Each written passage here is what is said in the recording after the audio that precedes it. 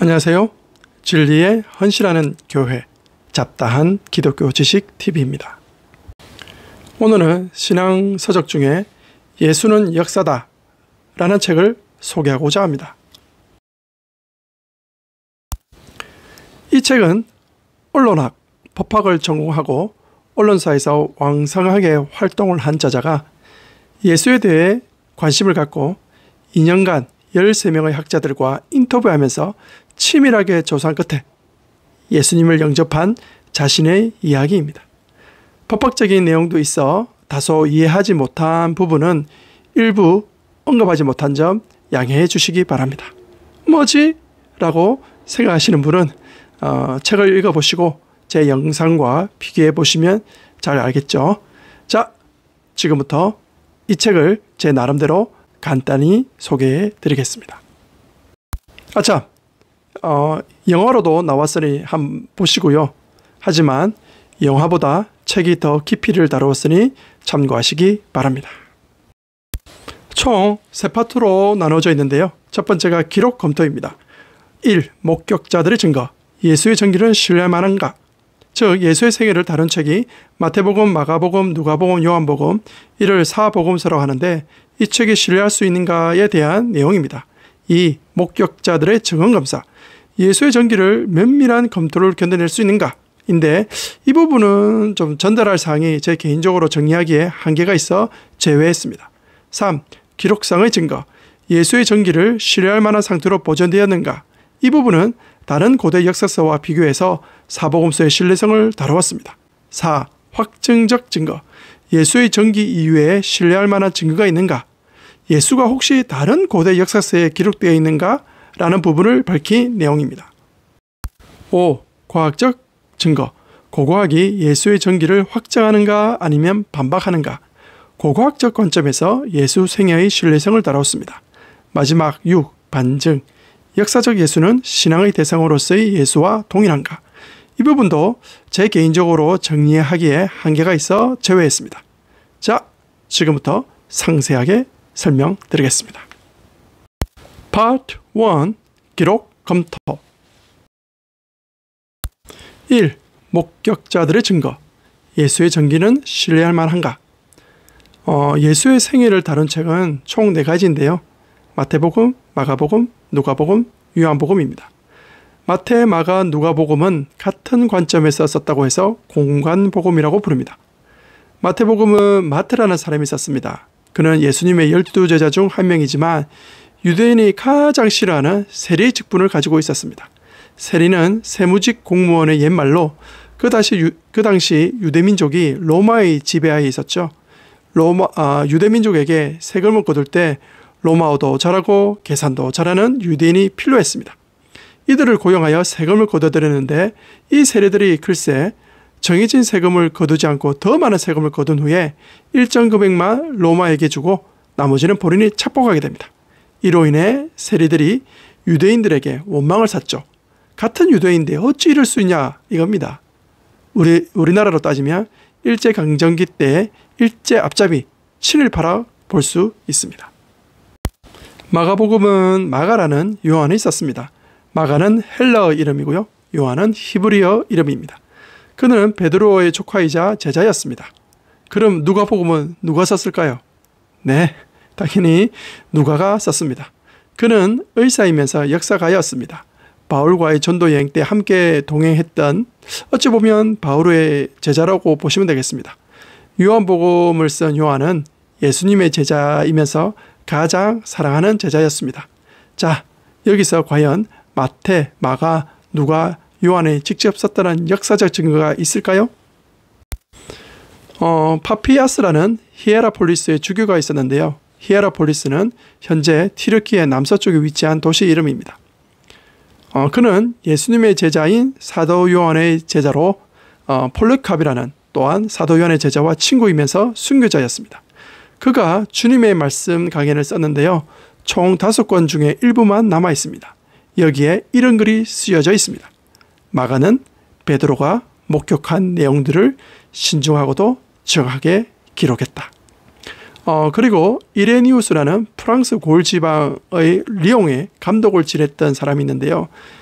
이 사람은 예수님의 제자인 사도 요한의 제자인 폴리캅의 제자였고 그 또한 순교자였습니다. 그가 남긴 글입니다. 마태는 히브리어로 복음서를 출간했고 베드로와 바울은 로마에서 마태복음서로 설교했다.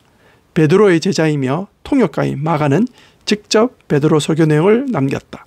바울의 제자 누가는 자기 선생의 설교 복음서를 책으로 기록했다. 주의 가슴에 기댄 적이 있는 주의 제자 요한은 아시아의 에베소에서 직접 복음서를 썼다. 그럼 이제는 다른 역사서와 비교해서 복음서의 신뢰성을 입증해 보겠습니다. 알렉산더 대왕, 여러분 잘 아시죠? 헬라 제국을 이룬 전대미문의 왕인데요. 이 사람은 BC 323년에 사망했습니다. 하지만 사망 400년 후에 플루타크라는 역사학자가 기록으로 남김으로써 이 세상에 알려졌습니다. 단군 이야기는 BC 2333년에 있었던 이야기인데요. 3600년 후에 1년이 나는 스님이 삼국유사에 그 기록을 남겼습니다. 부처는 6세기에 활동을 했는데요. 부처 사망 230년에서 600년 사이에 기록으로 남겨졌습니다.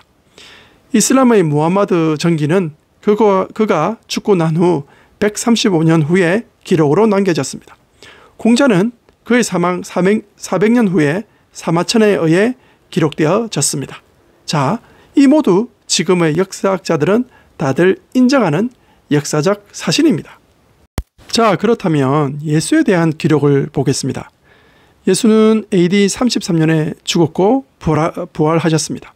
그런데 마가복음은 AD 60년경에 기록되었고요. 마태복음은 AD 60년 후반경, 그리고 누가복음과 누가가 쓴 사도행전은 AD 61년에서 63년에 쓰여졌습니다. 요한복음은 AD 80년에서 90년 사이에 기록되었습니다. 자, 보십시오. 다른 역사서는 몇백 년 또는 몇천 년 후에 쓰여졌더라도 역사적 사실로 인정하는데 하물며 예수께서 예수 이후에 100년도 채 되기 전에, 아니 50년 전에 쓰여진 복음서가 역사적 사실로 인정돼야 하는 게 마땅하지 않을까요? 3. 기록상의 증거. 예수의 생애는 신뢰할 만한 상태로 보존되었는가? 신약 성경이 제대로 잘 보존되었는가라는 의문을 가질 수 있습니다. 다른 역사서와 비교해 볼게요. 타케투스라는 고대 로마 역사가가 있었습니다. 그가 AD 116년경 로마 제국의 역사라는 책을 썼습니다. 그의 책 중 1권부터 6권까지 사본이 AD 850년경에 하나 발견되었고요. 7권부터 10권까지는 분실됐습니다. 그리고 11권부터 16권까지 사본이 AD 11세기경에 쓰여졌습니다. 요세푸스라는 유대인 역사가가 쓴 유대 전쟁사가 있는데요.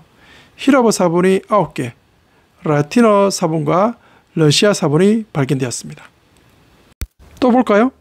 호메로스라는 고대 그리스 시인이 일리아스라는 책을 남겼습니다. 그런데 그 사본이 650개 정도 남겨져 있습니다. 그럼 신약 성경은요? 바로 히라버 사본이 무려 5,000개 이상이나 발견되어 있습니다. 정말로 다른 역사서에 비교할 수 없을 정도로 사본이 많이 남아 있습니다.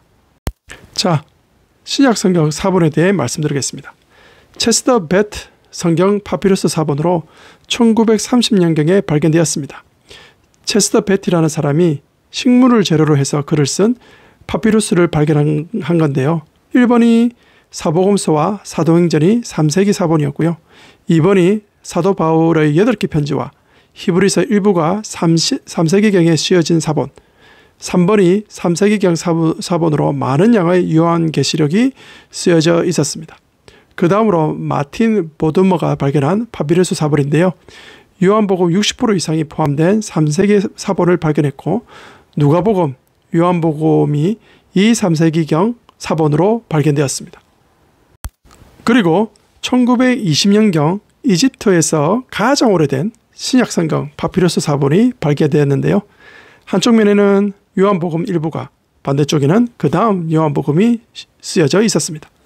그 이외에도 은설체 사본이 306개, 홀림체 사본이 무려 2856개, 라틴어 벌게이트 사본이 8,000개에서 1만 개, 에티오피아어, 슬라브어, 아르메니아어 등 사본이 무려 8,000개나 발견되었습니다. 세계 고대 문학 중에서 신약성경만큼이나 본문에 대한 증거를 풍부하게 확보한 역사책은 현재까지 없었습니다. 벤자민 워필드라는 영국 신학자이자 교수님이 이런 글을 남겼습니다. 현재 보존되어 있는 신약 성경의 본문과 고대의 다른 기록을 비교해 본다면 신약 성경이 믿기 놀랄 정도로 정확하다고 선포해야만 한다. 신약 성경은 굉장히 신중하게 기록되었는데 그런 신중함은 의심할 여지 없이 성경의 거룩한 말씀에 대한 진실된 경외감 때문에 생겨났다. 실제로 전해 내려와서 사용되고 있는 고대의 기록물 가운데 본문의 순수성을 따져본다면 신약 성경에 견줄 만한 것은 없다. 4. 확정적 증거. 예수의 생애 이외에 신뢰할 만한 증거가 있는가? 신약 성경 이외에 예수에 대한 기록이 있는 다른 역사서가 있는지 한번 보겠습니다. 요세푸스라는 유대인 역사가가 쓴 유대 고대사에 이런 글이 있습니다. 대제사장 아나니아는 산헤드린 공회를 소집한 후에 당시 그리스도라고 불린 예수의 형제인 야고보와 어떤 사람들을 그들 앞에 데리고 왔습니다. 그리고 율법을 어겼다고 고소를 하고 돌로 쳐 죽이도록 그들을 넘겨주었습니다. 다음은 요세푸스의 또 다른 책인 플라비우스의 증언에 나온 내용입니다. 이 무렵에 예수라는 사람이 살았는데 만약 그를 사람이라고 불려야만 한다면 지혜로운 사람이라고 할 수 있다. 그 이유는 놀랄만한 기적을 행했고 진리를 기꺼이 받아들인 사람들의 선생이었기 때문이다. 그는 많은 유대인들과 헬라인들을 자기 편으로 끌어들였다. 그는 그리스도였다. 빌라도가 우리 중에서 높은 지위에 있는 사람들이 예수를 고소하는 말을 듣고 난 후 즉시 십자가에 처형하라는 선고를 내렸을 때 처음부터 그를 사랑한 사람들은 끝까지 애정을 버리지 않았다. 죽은 지 사흘째 되는 날에 부활해서 나타났는데 이는 하나님의 선지자들이 이미 이러한 무수히 많은 놀랄만한 일들을 예언했기 때문이었다. 그의 이름을 따라 소위 그리스도인이라고 부르는 무리들은 오늘날까지 사라지지 않고 있다. 여기서 그를 사람이라고 불려야만 한다면 그리고 그는 그리스도였다. 죽은 지 사흘째 되는 날에 부활해서 나타났는데 이 부분은 후대에 첨삭되었다 볼 수 있지만 이 부분을 제외하더라도 예수에 대해서 다른 역사서에 언급되었던 것을 알 수 있습니다. 타키투스라는 고대 로마 역사가가 쓴 내용입니다. 그리스도는 티베리우스의 통치 기간에 로마의 행정관이었던 본디오 빌라도의 손에 극단적인 형벌을 받았다. 매우 해로운 미신으로 간주되었던 신앙이 당장에는 방해를 받았지만 그 악이 발생한 최초의 장소인 유대지방에서 다시 살아났고 심지어 로마에서도 생겨났다. 탈무드라는 책이 있는데요. 탈무드는 AD 200년경부터 편집된 미슈나를 포함하여 AD 500년경 완성된 유대인의 민간 전승 저서입니다. 여기에 예수에 대한 소개글이 있습니다. 예수는 마술을 행하다가 정당하게 사형을 당한 거짓 메시아입니다. 유대인의 전통문학에서는 예수가 드물게 언급되어 있으며 그것도 아주 신중하게 이루어지고 있지만 그가 치유자이며 기적을 행하는 사람이었다는 복음서의 주장을 뒷받침해주고 있습니다. 초기 랍비 시대의 모든 현인들이 다 그를 이단자, 사기꾼으로 결정을 내리지 않았다는 기록을 보존하고 있습니다. 또한 이그나티우스라는 안디옥 교회 지도자이자 순교자가 있었는데요. 그는 예수님을 참 인간이자 참 하나님을 강조하면서 그 당시 가연설을 주장한 이단들을 비판했던 지도자였습니다. 참고로 가연설은 예수님은 인간이 아니라 영적으로 존재한 하나님이라고 주장한 이단입니다. 하여튼 이그나티우스가 남긴 7개의 편지가 있는데요. 초기 예수에 대한 기록 중에 가장 중요한 문서입니다. 예수는 빌라도 통치 아래서 진실로 핍박을 받았고 진실로 십자가에 못 박혔으며 진실로 죽은 자 가운데서 부활했으며 그를 믿는 자 역시 부활하게 될 것이라고 기록되어 있습니다. 요약을 하면 예수에 대해서 언급된 다른 역사서를 종합해 보면 첫째, 예수는 유대인의 선생이었습니다. 둘째, 많은 사람들은 그가 치유를 행하고 귀신을 쫓아내는 일을 했다고 믿었습니다. 셋째, 어떤 사람들은 그가 메시아라고 믿었습니다. 넷째, 그는 유대인 지도자들에게 배척을 받았습니다. 다섯째, 디베라 지방에서 본디오 빌라도 통치하에서 십자가에 못 박혀 죽음을 당했습니다.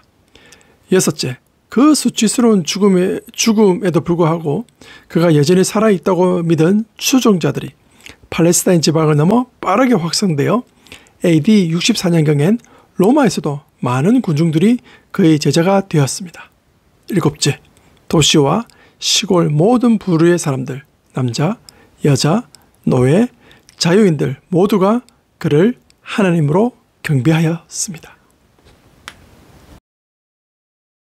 5. 과학적 증거. 고고학은 예수의 생애를 확증하는가 반박하는가. 누가가 쓴 복음서에 나오는 지명이 사실인지를 고고학적 관점에서 살펴보겠습니다. 누가복음 3장 1절입니다.